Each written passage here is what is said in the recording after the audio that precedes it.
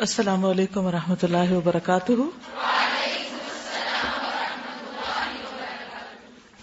نحمده ونصلی علی رسولہ الکریم، اما بعد فاعوذ باللہ من الشیطان الرجیم، بسم اللہ الرحمن الرحیم، رب اشرح لی صدری ویسر لی امری واحلل عقدۃ من لسانی یفقہوا قولی۔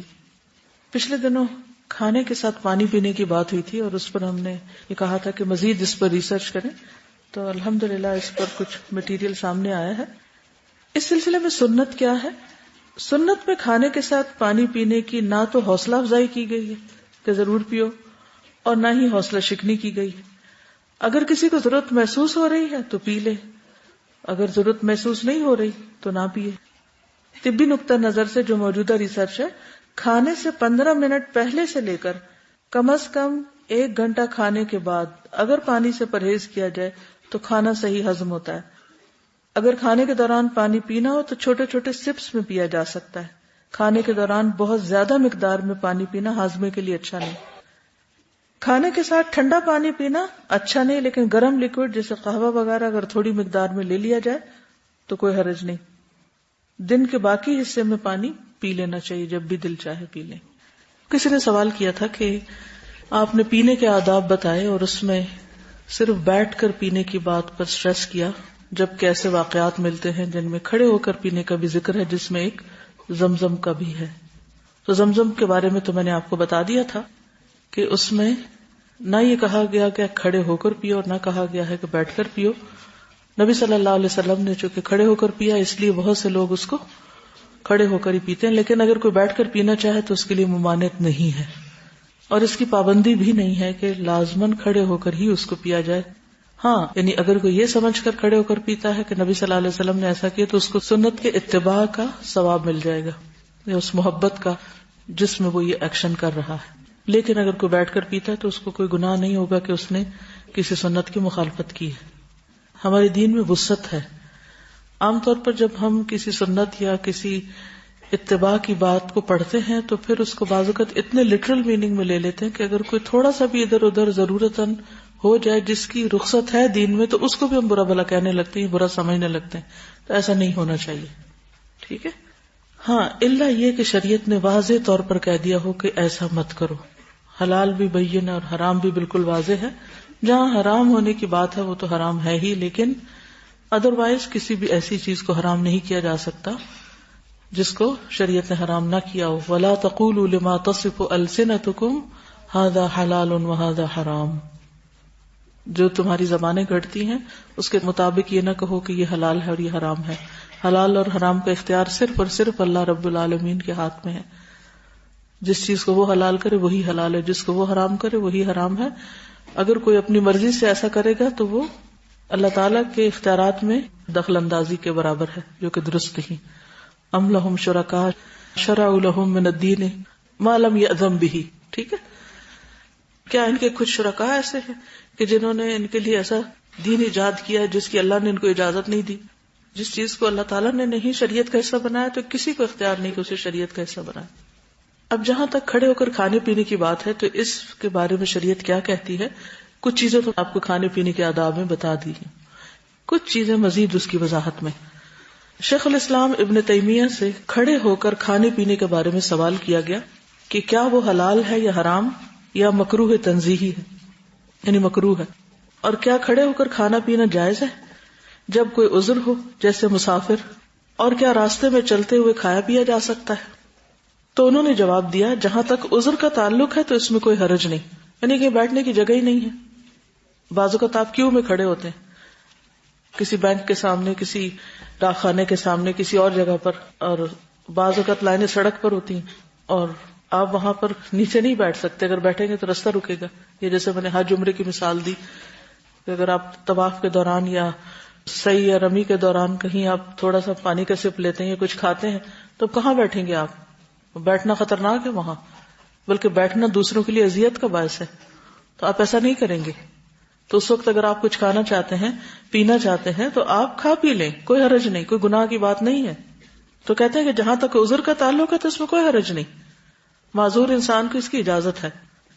نبی صلی اللہ علیہ وسلم سے یہ بات ثابت ہے کہ آپ نے زمزم کھڑے ہو کر پیا، کیونکہ وہاں بیٹھنے کی کوئی جگہ نہ تھی. اور جہاں تک بغیر عذر کے بلا وجہ کھانے پینے کی بات ہے تو وہ ناپسندیدہ ہے، کیونکہ نبی صلی اللہ علیہ وسلم نے اس سے روکا ہے. ایکسیپشنل کیسز ہر جگہ موجود ہیں، لیکن ایز اے نارم کیا ہے؟ پسندیدہ نہیں ہے. حرام نہیں ہم کہیں گے کہ اس نے حرام کا ارتکاب کیا، لیکن ایک ناپسندیدہ کام کا ارتکاب کیا. محمد بن صالح العثیمین کا فتویٰ ہے، انہوں نے کہا کہ افضل یہ ہے کہ انسان بیٹھ کر کھائے اور پیے، کیونکہ یہ نبی صلی اللہ علیہ وسلم کی رہنمائی ہے، اور آپ صلی اللہ علیہ وسلم نہ کھڑے ہو کر کھاتے اور نہ کھڑے ہو کر پیتے.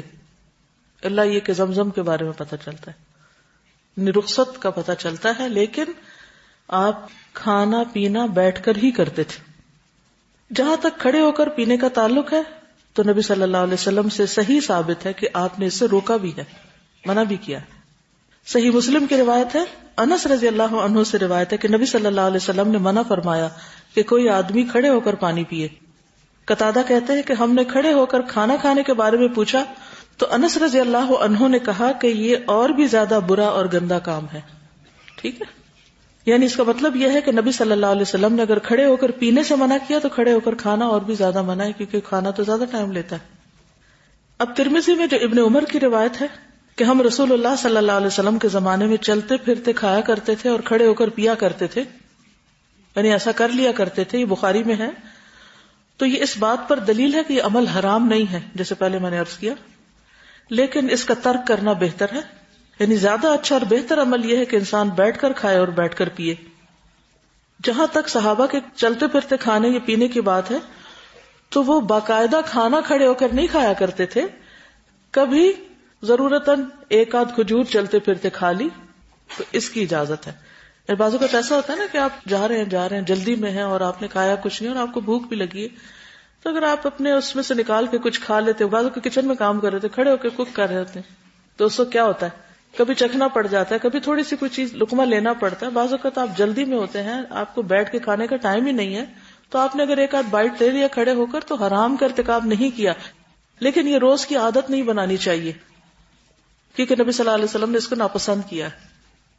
ابن عباس کہتے ہیں کہ میں نے رسول اللہ صلی اللہ علیہ وسلم کو زمزم کا پانی پلایا تھا اور آپ نے کھڑے ہو کر پیا تھا. خلاصہ کلام یہ ہے کہ بیٹھ کے کھانا افضل ہے، کھڑے ہو کر پینے کا یا کھانے کا جواز ضرور ہے. حضرت علی نے بھی کھڑے ہو کر پانی پیا اور فرمایا کہ نبی صلی اللہ علیہ وسلم نے بھی ایسا کیا جیسا تم مجھے کرتے ہوئے دیکھ رہے ہو. امام نووی کہتے ہیں درست بات یہ ہے کہ کھڑے ہو کر پینے سے روکنے کی جو ممانعت ہے وہ مکروہ تنزیہی ہے، اور کھڑے ہو کر پینے کا جو ذکر موجود ہے وہ جواز کے لیے ہے. اس طرح احادیث میں کوئی اشکال اور تعارض نہیں. سمپل لفظوں میں کہنا چاہیے کہ ایکسیپشنل صورتحال میں دین رخصت دیتا ہے. ابن قیم رحمہ اللہ کہتے ہیں نبی صلی اللہ علیہ وسلم کی ہدایات میں سے یہ ہے کہ بیٹھ کر پیا جائے. نبی صلی اللہ علیہ وسلم سے یہ بات بھی ثابت ہے کہ آپ نے کھڑے ہو کر پینے سے روکا، اور یہ بھی ثابت ہے کہ آپ نے ایسے شخص کو قے کرنے کا حکم دیا جس نے کھڑے ہو کر پیا، اور یہ بھی ثابت ہے کہ آپ نے کھڑے ہو کر پیا. ایک گروہ کا کہنا ہے کہ روکنے والا حکم منسوخ ہو گیا ہے، روکنے والا حکم منسوخ ہو گیا، لیکن یہ درست نہیں کیونکہ نسخ کی کوئی دلیل نہیں ہے. ایک اور گروہ کا کہنا ہے کہ آپ صلی اللہ علیہ وسلم کے کھڑے ہو کر پینے سے پتہ چلتا ہے کہ ایسا کرنا حرام نہیں بلکہ جواز ظاہر کرنا ہے. ایک گروہ کا کہنا ہے کہ ان روایات میں کوئی تعارض نہیں، آپ نے ضرورت کے تحت کھڑے ہو کر پیا، لیکن کھڑے ہو کر پینے میں کئی آفتیں ہیں، اور وہ آفتیں اب کی ریسرچ سے پتہ چل چکی ہیں. ٹھیک ہے، تو ساری بات کا خلاصہ وہی ہوا نا جو پہلے آپ پڑھ چکے ہیں، اور صرف ریفرنسز سے تھوڑی سی مزید الیبوریٹ کر دی بات. ٹھیک ہے، تو بعض اوقات ایسا ہوتا ہے کہ جو رخصت کے پہلو ہوتے ہیں ان سے میں سرسری گزر جاتی ہوں کیونکہ وہ تھوڑے حصے سے ڈیل کرتے ہیں، اور جو چیزیں ناپسندیدہ مجال یا اس کے فیلڈ سے تعلق رکھتی ہیں تو وہ ذرا ڈیٹیل میں بتاتی ہوں تاکہ عادتیں درست ہو جائیں. چھپاتی کچھ بھی نہیں ہوں کہ چونکہ مجھے یہ پسند ہے تو اس لیے اس کو زیادہ ہائی لائٹ کیا جائے. چلیے آگے چلیں. ہم جسمانی صحت اور غذا کے بارے میں پڑھ رہے تھے. آج ہم پڑھیں گے صحت کو فائدہ دینے والی غذائیں. سب سے پہلے پھل اور سبزیاں. قرآن مجید میں اللہ تعالیٰ فرماتے ہیں وَلْيَنظُرِ الْإِنسَانُ إِلَىٰ طَعَامِهِ. انسان کو چاہیے کہ وہ اپنے کھانے کو دیکھے کیا کھا رہا ہے.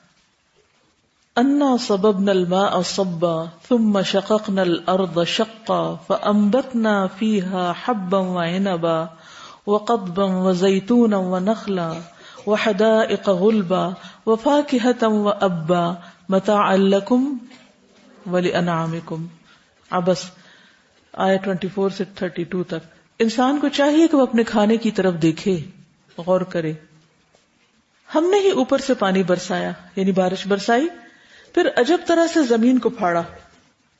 ہم خود جب زمین کو پھاڑتے ہیں تو کتنا زور لگتا ہے، طاقت لگتی ہے نا. کبھی آپ زمین کو کسی بھی طرح آپ کھودیں، مٹی کو نیچے اوپر کریں، تو اس میں سے ہم نے اناج اگایا اور انگور اور ترکاریاں، سبزیاں اور زیتون اور کھجور اور گھنے باغات اور پھل اور چارہ بھی. یہ سب کچھ تمہارے اور تمہارے مویشیوں کے لیے زندگی کا سامان ہے، انسانوں کے لیے بھی اور جانوروں کے لیے بھی. ان میں کن چیزوں کا ذکر ہوا ہے؟ سب سے پہلے حبا، پھر عنبا، پھر قضبا، پھر زیتونا ونخلا وحدائق غلبا وفاکہۃ وابا متاعا لکم ولانعامکم. تو ایک لسٹ بن سکتی ہے نا کہ کھانا کن کن چیزوں پر مشتمل ہوتا ہے. عام طور پر وہ 3 بڑے گروپس ملتے ہیں، اور پھر یہ کہا جاتا ہے کہ بیلنس ڈائٹ یہ ہوتی ہے کہ ہر گروپ میں سے تھوڑا تھوڑا کھایا جائے. کبھی کچھ علاقوں کے لوگ ایک حصہ زیادہ کھاتے ہیں، دوسرا کم، کچھ دوسرا زیادہ اور پہلا کم، اور کچھ اس کو اپنی اپنی پسند اور چوائس کے مطابق. بہرحال ان میں سے کچھ غذائیں جن کا ذکر قرآن مجید میں ہے ان کے بارے میں ہم پڑھیں گے. سب سے پہلے کھجور. قرآن مجید میں سورۃ مریم میں اس کا ذکر ملتا ہے. اللہ تعالیٰ نے مریم علیہ السلام کو درد ذہ کے وقت کھجور کھانے اور پانی پینے کی ہدایت فرمائی تھی. یہاں بھی کھانا اور پینا ساتھ تھا. کلی وشربی وقرری عینا وہزی الیک بجذع النخلۃ تساقط علیک رطبا جنیا. سورۃ مریم آیت 25. اور اس کھجور کے تنے کو زور سے ہلاؤ، وہ تم پر تازہ پکی ہوئی کھجوریں گرائے گا. کھجور توانائی بہم پہنچانے والے حراروں سے بھرپور، زود ہضم اور مقوی غذا ہے. انسان کی بھوک مٹانے کے علاوہ بہت سی بیماریوں اور جسمانی کمزوریوں میں بھی اکثیر کا درجہ رکھتی ہے. کھجور کے اندر دوسرے فائدہ مند اجزاء کے علاوہ اس قسم کے ہارمونز بھی پائے جاتے ہیں جو نہ صرف بچے کی ولادت کے وقت ماں کی تکلیف میں کمی کرتے ہیں بلکہ اس عمل کو آسان بھی بناتے ہیں. مزید فائدہ یہ ہوتا ہے کہ بچے کے لیے ماں کا دودھ بھی جلد اور وافر مقدار میں آتا ہے. دل کے امراض میں بھی فائدہ دیتی. اس وقت نہ تو یہ میرا فیلڈ ہے اور نہ ہی میں اس کام کے لیے بیٹھی ہوں کہ پوری آپ کے سامنے ہسٹری رکھوں یا پوری ریسرچز رکھوں کہ کھجور میں کیا کیا فائدے ہیں. اگر اللہ تعالیٰ نے اس کا ذکر کر دیا تو یقیناً فائدے موجود ہیں، اور پھر موقع بھی بتا دیا گیا کہ خصوصاً کہاں زیادہ فائدہ مند ہے. اس کے علاوہ یہ ہے کہ چونکہ خواتین کی زندگی میں کھجور کا ایک اہم کردار ہے تو اس لیے اس کو سب سے پہلے بیان فرمایا جا رہا ہے تاکہ آپ اپنی زندگی میں اس کو شامل کر لیں. اور یہ ہر عمر میں فائدہ دیتی ہے، بچپن میں بھی، اور خاص طور پر جب ایک ینگ ایج ہوتی ہے اور ہارمونل چینجز بہت آ رہے ہوتے ہیں. اسی طرح بڑھاپے میں بھی اس کے اندر ایسے اجزاء پائے جاتے ہیں کہ اگر آپ 1-2 کھجوریں بھی روزانہ کی کھا لیں تو جسم کی دردیں جس کا اکثر لوگ شکار رہتے ہیں، یا پھر بڑھاپے میں بہت سی چیزوں کی جب کمی ہو جاتی ہے جسم کے اندر تو بہت سے لوگ صرف دردوں کی شکایت کرتے ہیں، تو اس میں بھی اس کا بہت فائدہ ہے. نبی صلی اللہ علیہ وسلم نے فرمایا جس گھر میں کھجور نہیں وہ اس گھر کی مانند ہے جس میں کوئی کھانا نہیں. کھجور نہیں تو سمجھے کچھ نہیں دوسرے لفظوں میں. اور آپ کو معلوم پاکستان میں اعلیٰ قسم کی کھجوریں پیدا ہوتی ہیں. حضرت عائشہ فرماتی ہے کہ رسول اللہ صلی اللہ علیہ وسلم نے فرمایا اے عائشہ جس گھر میں کھجور نہ ہو وہ گھر والے بھوکے ہیں. اے عائشہ جس گھر میں کھجور نہیں وہ گھر والے بھوکے ہیں. آپ نے 2 یا 3 مرتبہ یہ بات فرمائی. تو کیا کرنا ہے؟ کرنے کا کام کیا ہے؟ کھجوریں لا کے رکھنی ہے. جب کچھ اور نہ کھانے کو ملے تو صرف کھجور ہر چیز کی کمی پوری کر دیتی ہے. حضرت عائشہ رضی اللہ عنہا نے عروہ سے کہا ہمارا یہ حال تھا کہ ہم ایک چاند دیکھتے پھر دوسرا دیکھتے پھر تیسرا دیکھتے، اس طرح 2 مہینے گزر جاتے، اور رسول اللہ صلی اللہ علیہ وسلم کے گھروں میں کھانا پکانے کے لیے آگ نہ جلتی تھی. میں نے پوچھا خالہ پھر آپ لوگوں کی گزران کس چیز پر تھی؟ یعنی کھانا نہیں پکتا تو کیا کرتے تھے؟ انہوں نے کہا صرف 2 کالی چیزیں، کھجور اور پانی. اسودان. البتہ رسول اللہ صلی اللہ علیہ وسلم کے چند انصاری پڑوسی تھے جن کے پاس دودھ دینے والی بکریاں تھیں، اور وہ رسول اللہ کے ہاں بھی ان کا دودھ تحفے کے طور پر پہنچا جایا کرتے تھے. آپ اسے ہمیں پلا دیا کرتے تھے. یعنی اگر آپ کے پاس کھانا پکانے کا ٹائم نہ ہو، خریدنے کا ٹائم نہ ہو، لانے کا ٹائم نہ ہو، تو آپ کھجور اور دودھ کے اوپر گزارا کر سکتے ہیں. ٹھیک ہے. اور اگر دودھ بھی نہ ہو تو کھجور پانی بھی کافی ہو جائے گا. بہترین ناشتہ ہے. کھجور کا خوشہ اور گابھا. جابر رضی اللہ عنہ سے روایت ہے کہ رسول اللہ صلی اللہ علیہ وسلم باہر نکلے اور میں آپ کے ساتھ تھا، تو آپ ایک انصاری عورت کے گھر داخل ہوئے. اس نے آپ کے لیے ایک بکری ذبح کی، آپ نے کھانا کھایا، پھر وہ کھجوروں کا خوشہ لائی تو آپ نے اس میں سے کھایا. ہمارے یہاں تو صرف کھجور ہی کھائی جاتی ہے. جب شروع میں کھجور نکلتی ہے تو آپ نے دیکھا کہ وائٹ وائٹ ٹہنیاں سی ہوتی ہیں جو اس کے خوشے سے ہوتے ہیں، ان کے اندر بھی بہت غذائیت ہوتی ہے. جن ملکوں میں بہت کھجوروں کے درخت ہوتے ہیں وہ لوگ باقاعدہ اس موسم میں اس کو کھاتے ہیں اور کہتے ہیں کہ اس میں الرجی کا بھی بہت علاج ہوتا ہے. عبداللہ بن عمر کہتے ہیں کہ نبی صلی اللہ علیہ وسلم کی خدمت میں ہم بیٹھے ہوئے تھے کہ کھجور کے درخت کا گابھا لایا گیا. وہ گابھا وہی ہوتا ہے جس پر کھجوریں پھر بعد میں لگتی ہیں. کھجور کے ساتھ ککڑی کا استعمال. عبداللہ بن جعفر کہتے ہیں کہ میں نے نبی صلی اللہ علیہ وسلم کو تازہ کھجور ککڑی کے ساتھ کھاتے دیکھی. یعنی اگر آپ کھجور کے ساتھ کھیرا شامل کر لیں، مثلا صبح میں اگر آپ نے دودھ کھجور لیا اور اگر صبح نہیں آپ کھاتے دوپہر میں لیتے ہیں تو بہترین سنیک ہے، دوپہر کے کھانے کا کام کر سکتے. حضرت عائشہ کہتی کہ میری والدہ مجھے موٹا کرنے کی تدبیر کرتی تھی تاکہ میری رخصتی کر کے رسول اللہ صلی اللہ علیہ وسلم کی خدمت میں روانہ کریں، لیکن یہ مقصد کسی تدبیر سے حاصل نہ ہوا. حتیٰ کہ میں نے کھجوروں کے ساتھ ککڑی کھائی تو میں انتہائی متناسب انداز کی فربہ ہو گئی، یعنی کہ اچھی فزیک ہو گئی. تربوز اور تازہ کھجور. حضرت عائشہ کہتی ہیں کہ رسول اللہ صلی اللہ علیہ وسلم تربوز اور تازہ کھجور ملا کر کھایا کرتے تھے اور فرماتے تھے ہم اس کی گرمی کا علاج اس کی ٹھنڈک سے اور اس کی ٹھنڈک کا اس کی گرمی سے کرتے ہیں. یعنی تربوز جو ہے وہ کھانے میں ٹھنڈا ہوتا ہے اور کھجور گرم ہوتی ہے، تو ان کو جب ملا کے کھایا جاتا ہے تو کوئی نقصان نہیں ہوتا، جو عام طور پہ بعد میں لوگ کہتے ہیں گرمی لگ گئی اور ٹھنڈ لگ گئی. ایک صحابی سے مروی ہے کہ نبی صلی اللہ علیہ وسلم نے کچی اور پکی کھجور اور کشمش اور کھجور سے منع فرمایا، ان کو جمع نہیں کرنا چاہیے کیونکہ کشمش جو ہوتی ہے وہ بھی گرم ہوتی، اور اگر کھجور کھائیں تو ان دو چیزوں کو ملائیں نہیں. یعنی اگر آپ کو کھانا بنا رہے ہیں کچھ، کیونکہ ہمارے یہاں بعض ریسیپیز ایسی ہوتی ہیں کہ اس میں دنیا بھر کی چیزیں اکٹھی کر دی جاتی ہیں تو بعض اوقات صحت کے لیے نقصان دہ ہوتی ہیں. دوسری چیز ہے انار. حضرت علی فرماتے ہیں کہ انار کو اندر والے چھلکے سمیت کھایا کرو کیونکہ یہ معدے کی بیماریوں کا علاج ہے. ہم عام طور پہ صرف اس کا پھل نکال کے کھا لیتے اور باقی سب چیزیں ویسٹ کر دیتے. تو اندر کا چھلکا کون سا ہوتا ہے؟ وہ وائٹ وائٹ سٹف جس کے اندر دانے لگے ہوتے ہیں. انار بھی جنت کا پھل ہے اور اس میں بھی بہت سارے فائدے ہیں.